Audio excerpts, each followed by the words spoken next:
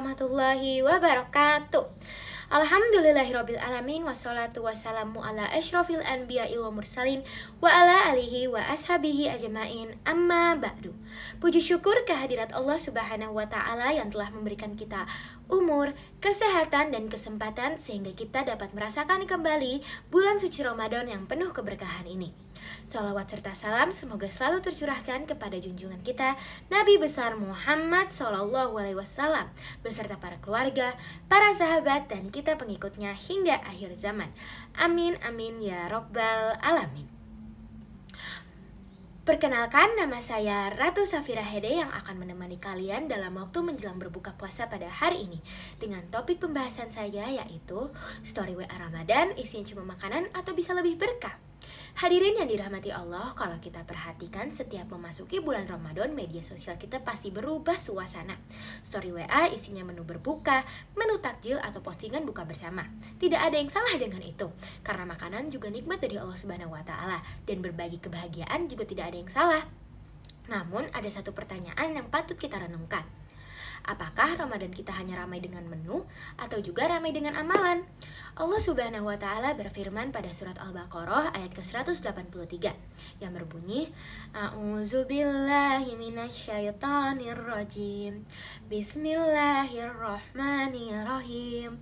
Ya ayyuhalladzina amanu kutiba alaikumussyam.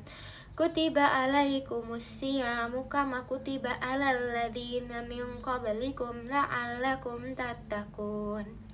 Yang artinya, wahai orang-orang yang beriman, diwajibkan atas kalian berpuasa sebagaimana diwajibkan atas orang-orang sebelum kalian agar kalian bertakwa.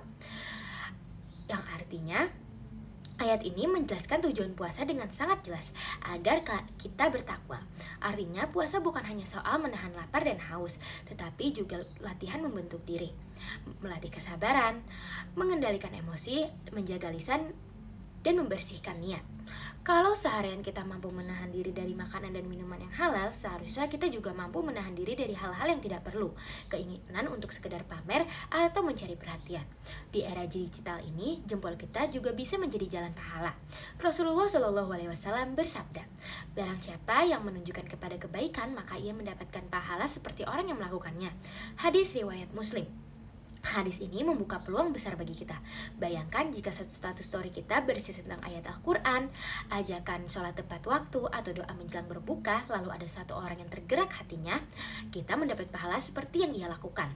Jadi bukan berarti kita tidak boleh mengunggah makanan, silahkan, tapi mungkin bisa kita tambahkan sedikit nilai yang lebih baik, misalnya dengan doa syukur, dengan refleksi singkat tentang kesabaran hari itu, atau dengan ajakan berbagi kepada orang yang membutuhkan.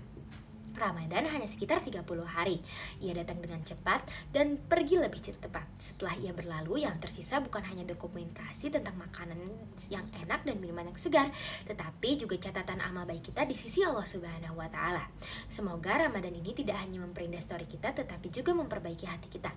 Tidak hanya membuat kita kenyang saat berbuka, tetapi juga membuat kita lebih dekat dengan Allah Subhanahu wa taala dan lebih peduli terhadap sesama. Sekian kultur yang dapat saya sampaikan. Mohon maaf bila ada kekurangan dan salah kata. Billahi taufiq wal hidayah. Wassalamualaikum warahmatullahi wabarakatuh.